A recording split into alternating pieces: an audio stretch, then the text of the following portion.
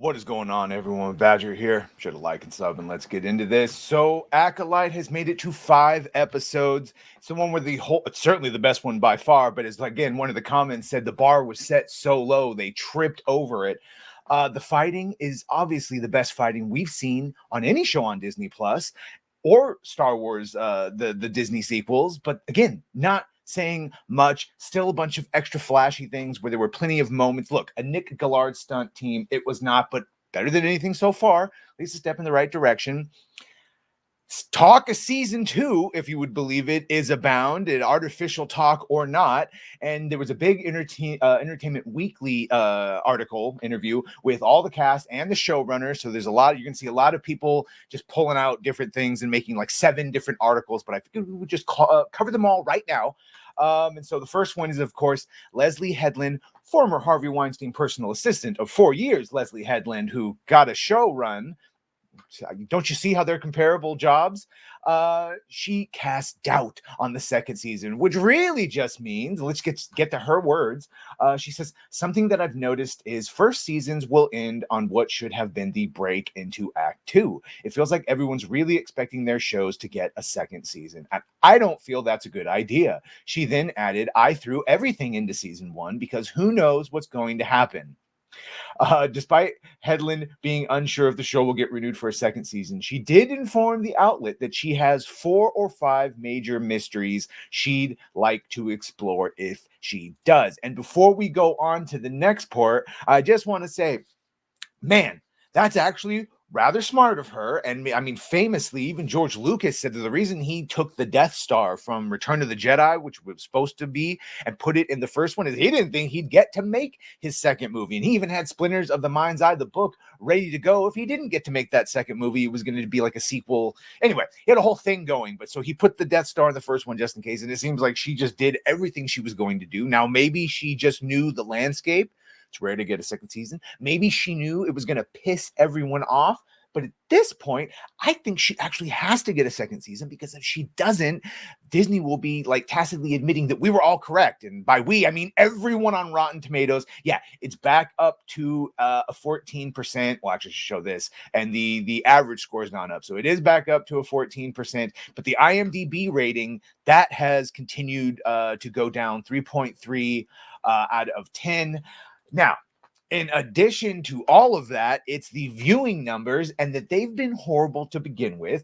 And shout out to like Valiant Renegade and other channels like that. When you put it in high, and the totality, that the fact that Disney Plus subscriber base is well over 150 million, and then they barely get 11 million views for the first 2 episodes combined. Right, compared to Ahsoka, which is the last big tentpole Star Wars Disney that they released. And it's, despite now, this may change in the next couple days based on this last one, but so far and up until, they've still never got into the, past the top 5. Even in June, it went up a little bit. And then that last one for episode 4 has gone down. We're waiting on the 5th one, but it's never reached the heights here that you can see that Ahsoka has reached. Like I said, top 5. Here's the current one before we go into the last couple things from that interview.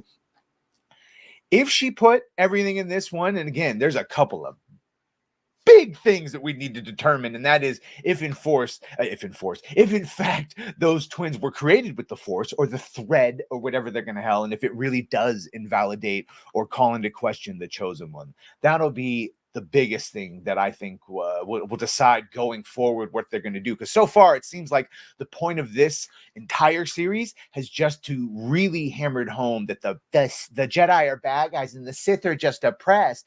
And so, speaking of the Sith, and I'm using quotations because he never said I'm a Sith. He said, you might call me a Sith. And apparently they just think that the Jedi call everyone with red lightsabers Sith, even though Saul seemed to be confused.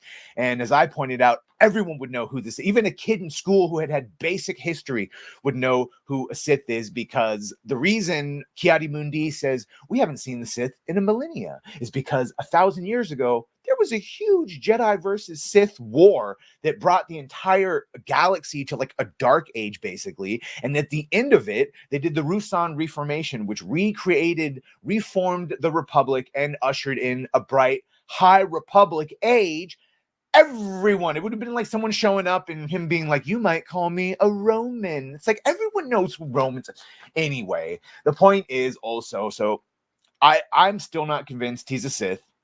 If he was the only Sith, I know they're not paying attention to canon, but still, the only Sith that should be around right now, at best, I mean, obviously there's Sith 2x2 leaping through the centuries. It should be Venomous and Tenebrous, or it should be Tenebrous and Plagueis. So who? Quimir, it's June. Quimir works for me. So Manny Jacinto, he claims that the 6th episode will be an entirely new story, basically, sort of what Andor was doing, where every 3 episodes it restarts a sort of like a trilogy of story inside the series itself. Because when we last saw May, who suddenly reversed all her character decisions and then did the lightsaber haircut, left her for dead naked on the planet. And of course, he finds Osha and puts his cloak over her and says, "What extraordinary beings we are," which I took to just be a rip of Yoda saying luminous beings we are. But what extraordinary beings we are. Even in the revelation of our triumph, we see the depth of our despair. And Jacinto attempted to explain this line in the interview. He said, "I think it's essentially our introduction into the 3rd act. It's basically summing up everything that you thought you knew in these first episodes. Now we're going into completely different territory. Now it's a different world that we're going to introduce you to, and not just a new story, but new motivations for all of the different characters." And again, this is Amanda Listenberg, who said the power dynamics and structures that we've seen so far have now been kind of invested, which sets up both of the characters to go on a completely different journey. Everything they both have believed to be true has been challenged in some way, and now the question is, what do they do with that information?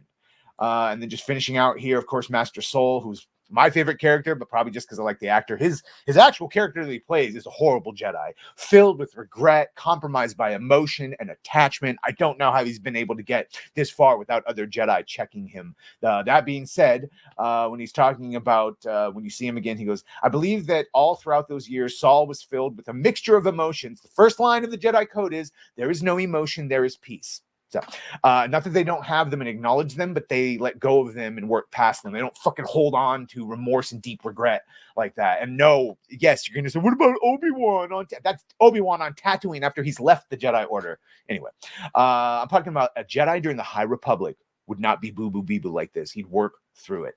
I believe through all those years, Saul was filled with a mixture of emotions, including remorse and deep regret, and also a very strong determination to never let something like that repeat itself. The question that he has struggled with was how much sacrifice is needed in order to protect peace. And I think this is all coming from the theory that the Jedi might have actually brainwashed Osha and put in false memories or something like that.